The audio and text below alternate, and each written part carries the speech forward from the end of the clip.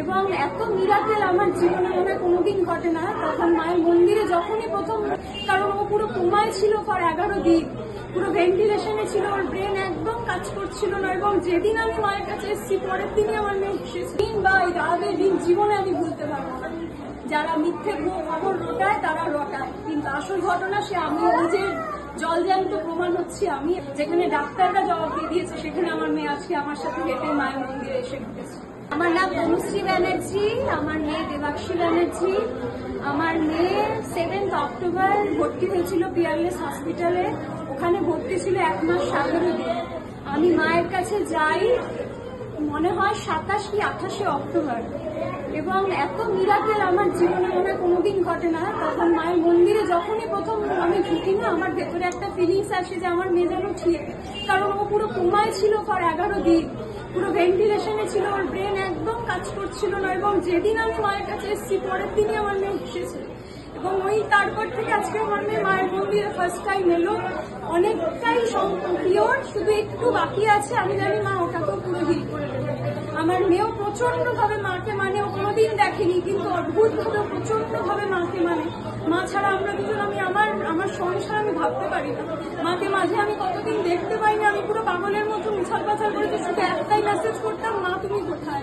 কিন্তু মাঝে একদম আমার বাড়ির কাছে চলে আসছে, আমার জন্য অভূতপূর্ব। মানে মাও চায় যে মা আমার পাশে থাকুক, আমিও মায়ের সাথে আছি। মা ছিল, মা আছে, মা আর জীবন থাকবে। অ্যাটলিস্ট আমি যতদিনে রয়েছি, আমার মেয়ে যতদিন রয়েছে, আমাদের সাথে মা কখনো ছাড়বে না।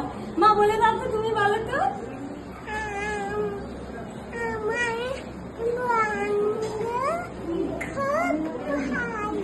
আমার মেয়ের বন্ধু মা শ্যামসুন্দরী মা, ও বাড়িতে শ্যামসুন্দরী মায়ের সাথে নাকি খেলে, নিজের মতন করে ভাবে। ও এখনো ভেবেছে এখানে এসে মায়ের সাথে ও খেলবে। ও বলছে আমার বন্ধু খুব ভালো। আর একটু বাকি রয়েছে। দাদা আমাকে এখানকার ঠাকুরমশাইরা একটা বুকে দিয়েছিল, সেই বুকে হসপিটালের বেডে রাখার পরে তারপরে ওকে আমি আমার বাড়ির মন্দিরের সিংহাসনের ওপরে এখনো অব্দি সে মায়ের বুকে রয়েছে। এবং যত আমি এখনো অব্দি যা যা চেয়েছি মায়ের কাছে, মা আমাকে কোনোদিন ফেরাই। মায়ের এত ভালোবাসা, এত কিছু, মানে আমি আজীবন মানে মায়ের ঋণ বা এই রাতের ঋণ জীবনে আমি ভুলতে পারবো না। যারা মিথ্যে খবর রটায় তারা রটায়, কিন্তু আসল ঘটনা সে আমি নিজের জলজ্যান্ত প্রমাণ হচ্ছি আমি এবং আমার মেয়ে আজকে সামনে দাঁড়িয়ে। আর এর থেকে তো বড় কিছু হতে পারে না। আমার জীবনের সম্বল, বেস্ট সম্বল আমার সাথে। যেখানে ডাক্তাররা জবাব দিয়ে দিয়েছে সেখানে আমার মেয়ে আজকে আমার সাথে হেঁটে মায়ের মন্দিরে এসে ঢুকেছে।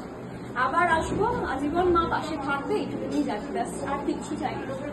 সবার ভালো করবে মা। এইবার শ্যামসুন্দরী মা কোটি টাকার মন্দিরে বিরাজিত হয়েছেন। মায়ের মন্দিরের ঠিকানা মুকুন্দপুর EM বাইপাস থেকে 1 মিনিটের দূরত্বে। অভিদীপ তার 1 নম্বর গেটের বিপরীতে ইনস্টিটিউট অব ম্যানেজমেন্ট স্টাডিজের পাশ দিয়ে দুটো বাড়ির পিছনেই মা শ্যামসুন্দরী তার নতুন মন্দিরে বিরাজিত হয়েছেন। এছাড়া রবীন্দ্রনাথ ট্যাগোর হসপিটালের 3-4 নম্বর গেটের পাশ দিয়ে যে রাস্তাটা ঢুকেছে সেখান দিয়েও ডাফ অ্যান্ড ডাফ স্কুলের পাশের বাড়িতে মা শ্যামসুন্দরী বিরাজিত হয়েছেন। এছাড়া শঙ্কর নেত্রালয় পিছনেও যে বাড়িটি আছেন সেখানে মা শ্যামসুন্দরী বিরাজিত। শিয়ালদা স্টেশন থেকে যে মৌলালি মোড় ঘুরছে সেখান থেকে যেসব বাস আছে সেই সকল বাসে করে মা শ্যামসুন্দরী নতুন মন্দিরে আসা যাবে। মানিকতলা থেকেও মায়ের নতুন মন্দিরে আসা যাবে। খান্না থেকেও আসা যাবে। শ্যামবাজার, বাগবাজার, ধর্মতলা থেকেও মায়ের নতুন মন্দিরে আসা যাবে। হাওড়া ও কালীঘাট থেকেও জীবন্ত শ্যামসুন্দরী মায়ের নতুন মন্দিরে আসা যাবে একটি বাসে করেই। তাহলে অবশ্যই আপনার সকলে মায়ের নতুন মন্দিরে আসুন আর নতুনভাবে মাকে দর্শন করুন। মা তার সকল সন্তানদের জন্য অপেক্ষায় আছেন। এছাড়াও ট্রেনে করে যাদবপুর দিয়ে অটো করে অভিদীপটার গেট 1 নম্বরে নামতে হবে। সেখান থেকে বিপরীত গলিতে মায়ের নতুন মন্দির বিরাজিত। আমরি হসপিটাল, যেটি বর্তমানে মণিপাল হসপিটাল নামে পরিচিত, যেটি কলকাতার সবচেয়ে বড় হসপিটাল।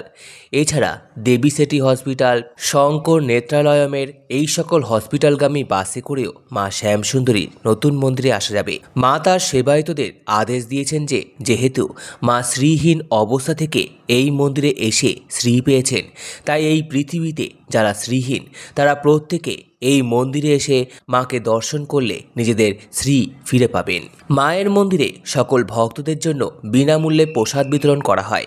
মায়ের আদেশে কোনো ভক্তের থেকে আগেও মূল্য নেওয়া হতো না এবং এখনও কোনো ভোগ প্রসাদের জন্য মূল্য নেওয়া হয় না।